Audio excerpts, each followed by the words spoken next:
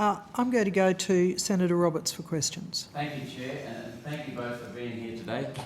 I'd like to commend your work on perennial wheat and preventing soil erosion.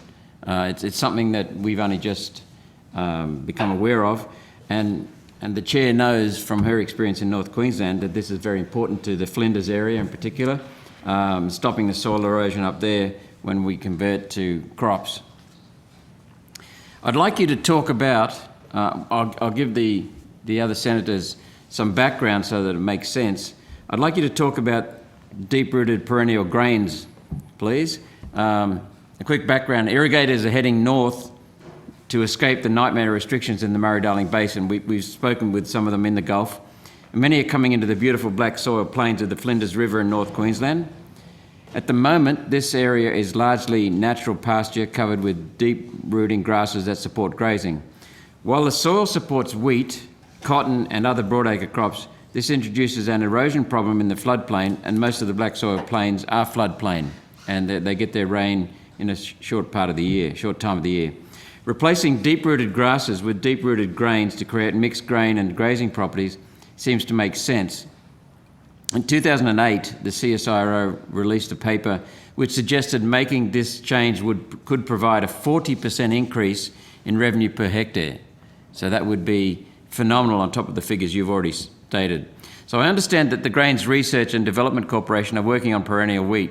The Woodstock Research Centre near Charters Towers is, I understand, trialling perennial wheat.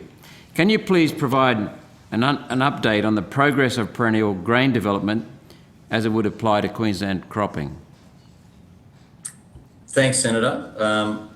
Look, at this stage, we obviously have a number of investments, it's certainly in Northern Australia and in the northern region of the grains industry. Some of these are very highly adaptable to the new area that you're talking about. Perennial grains is actually not an area that GRDC has been concentrating at depth in recent times. It is something that people are raising with us as being an opportunity to look at in that northern or the far northern zone. And if it obviously falls into the remit of GRDC, which is amongst our 25 leviable crops, which obviously wheat is, we can certainly have a look at it. At this stage, we're not doing a lot of work. There is some trial work, as you say, going on up there on a range of alternative and different crops. Some of them aren't in our remit, but we're certainly happy to look at what those opportunities are. And we've got some discrete initiatives up there at the moment to look at what could be possible.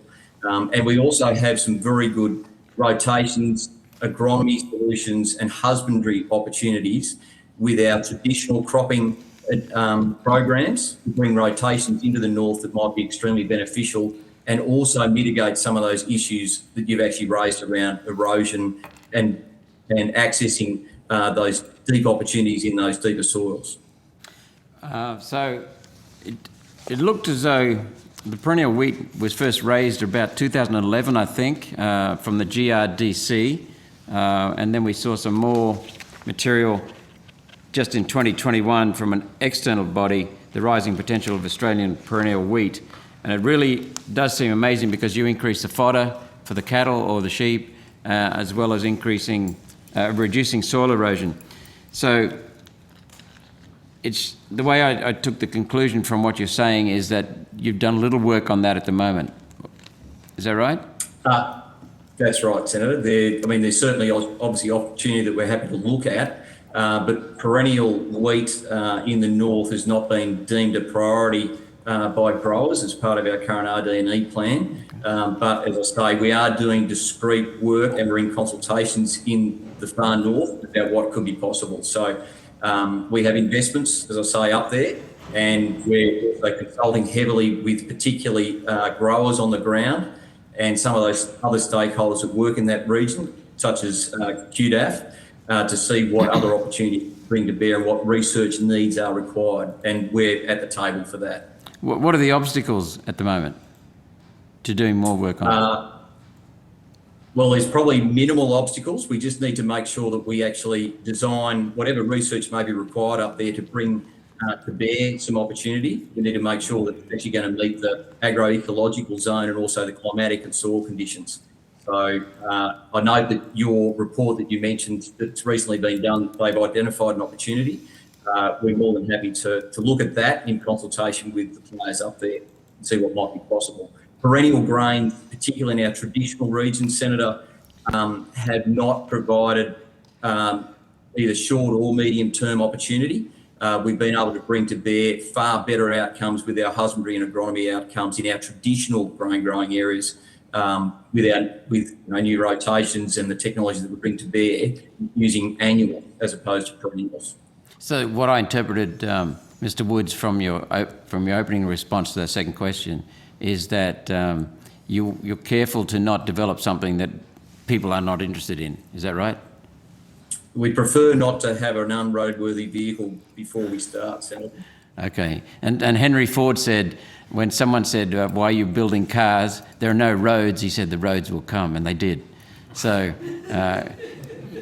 so it seems very exciting, and your main obstacle at the moment is the lack of market reception or customer reception. Is that it? That is correct, Senator. There's not a lot of acceptance or engagement or excitement with regards to perennials in the grower sector and things. So I think there's some work to be done. Okay. That will do me. Thank you very much. I'd like to contact your agency if we can. Can we do that? Very happy to, Senator. Thank you. Thank you, Mr. Metcalf. Thank you, Mr. Woods. Mr. Woods, thank you.